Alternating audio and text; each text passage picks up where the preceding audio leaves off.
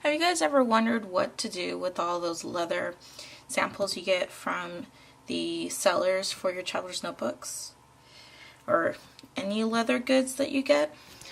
Well, I've come up with a very simple way to use them. So let me show you what you need. First, you're going to need your leather scraps or samples. If you want to decorate them, I would suggest using StazOn ink or even a permanent marker.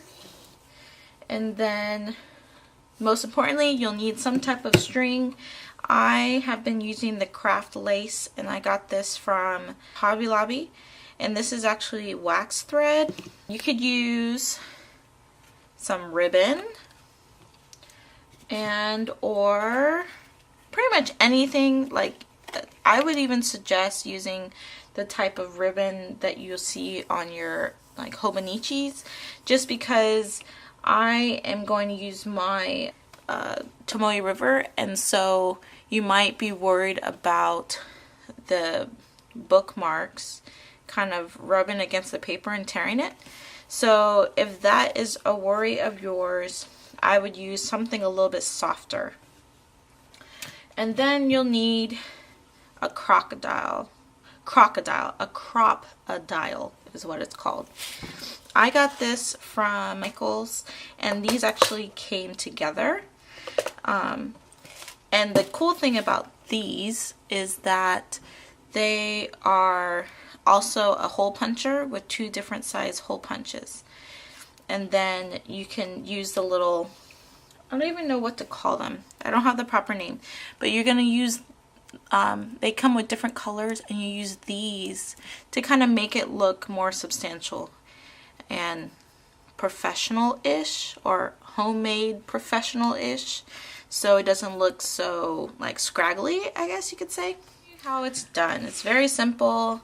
I'm pretty sure most of you guys probably have made your own type of jewelry or bookmarks, but I just thought it was fun to be able to use them, just because I like to carry these around with me, and it's just kind of odd and chunky to just carry a whole piece. And I thought, well, why not make it a bookmark if I'm going to already carry my journal with me? So I'll show you the ones I've made already. There's 2 different ways I've made them. So this is the first way.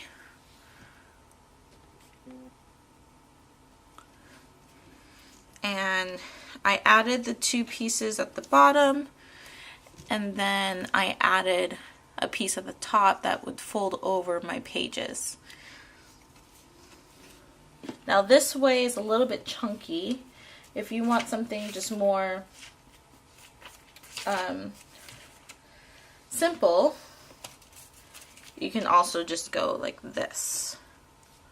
So this one just has the 2 little leather straps at the bottom attached to a string. Both of them have been working fine for me. I don't really tug at them when they're in my bag or anything, so my Tomoe River paper in my Nanami notebook hasn't been really damaged at all, and that's using the craft lace, which is a wax thread. Now I got this wax cotton thread also, and it seems like it's a little bit smoother than this one, so I'm gonna try making one today with you guys using this thread. You want to pick whichever leather you want to use, and I was gonna use this one, but it's kind of chunky, so I made this one not too long ago. This is actually a Foxy Fix leather sample, and what I've done is use my StazOn. This is like a blue, midnight blue ink, and I used a stamp, a simple stamp, and then I just stamped it all over. So kind of has like a little cool design on it. Now StazOn is permanent, and so it won't rub off, which is why I suggest you use it. I literally just stamped this probably less than 5 minutes ago. So you want to determine what size notebook you're going to use your bookmark for. These, I've used it for a B6 Slim. I don't have exact measurements just because it kind of depends on how much of a knot, strong knot you want to use. So I suggest taking out a notebook. I'm going to use it for the standard size because I am going back to traveler's notebooks for documenting like my children and the pictures and stuff like that and my family. So I'm going to measure one for a standard size notebook. Gosh, my desk's so dirty. Is take some scissors and you determine what size and what shape you want your bookmark to be. Now you want to make sure that your piece is big enough to where you can punch a hole in it and use these little, like, they're not brads, but they're like gosh, I can't remember the name, but to use these around it. So I think I like the square shape, but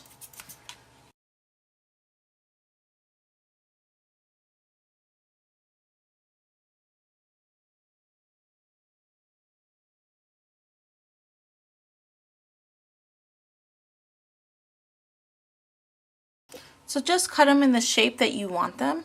And I trimmed mine a couple times just to get it into like this tag type shape.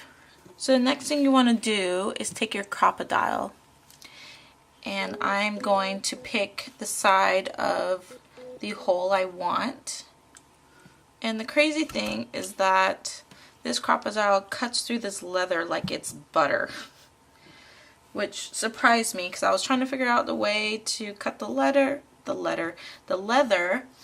and when I used this, I was nervous it wouldn't cut through, but it cuts through really nicely. It's very strong. Now, if you get this pack, I'll try to find this on Amazon, but if you get the pack, it comes with these all different colors. And plus you could buy individual colors if you want separately. But it comes with all these colors. So I like they have like copper, they have white and black. I'm going to try, so I'm actually going to go with the copper because I like that color. It looks good on this light tan leather. You're going to take I keep calling it a crocodile, the crop-a-dial, and you're going to put it on the side that has, it's kind of pushed out, looks like almost a button. I don't know if you could see that. So you're going to put it on this side, facing down, and then you're going to squeeze it together, and you'll hear that click, and it will close the back and keep this connected to the leather. So it would look like this, and then it closes in. Now this is the one I haven't done, and you see it's kind of still open, and then that's what it looks, flat and nicely closed in on the leather. Put this in there, and then you're gonna squeeze, and then it closes in. What you want to do is take your notebook, and I suggest also taking your notebook cover and putting your cover inside, or putting the notebook inside the cover, because you want to measure how long you want it to actually come off out of your notebook. Then take your thread and give yourself enough room on your thread to flow through the book. When you do tie your knot, you have more than enough room, and then you can just cut off the excess. So I'm going to give myself a good what, that's probably like 4 inches. Nope, that's 6 inches outside of the notebook itself. So you're gonna cut it off and then remove the string and work with the string. So I just like to make a very simple knot. I don't get too technical because if it comes loose, then I can just retie it. So make a knot however you want. Okay, so you're gonna make a knot. Once you finish tying it on one side, put it back in your notebook just to measure out where you want the other one to be. And then I will keep this in the notebook and tie your second little bookmark charm on the end. Make sure to give yourself enough space and then cut off any excess. Voila, you have your little bookmark charm. So this will just sit in here. Well, actually this is like a perfect fit for this notebook. The color is not too far off, and then you have blue and then the blue thread. Now if you're interested in a notebook bookmark like this one, all you have to do is the same steps, but before you actually start tying these together, attaching them here, you have to attach this leather piece first. And I actually tied it around so that this leather piece would not move anywhere. So it's stuck there, and which makes it the perfect, you have to make sure your length is perfect for you so that this actually will not move and it will stick to your notebook and kind of protect the pages of your notebook.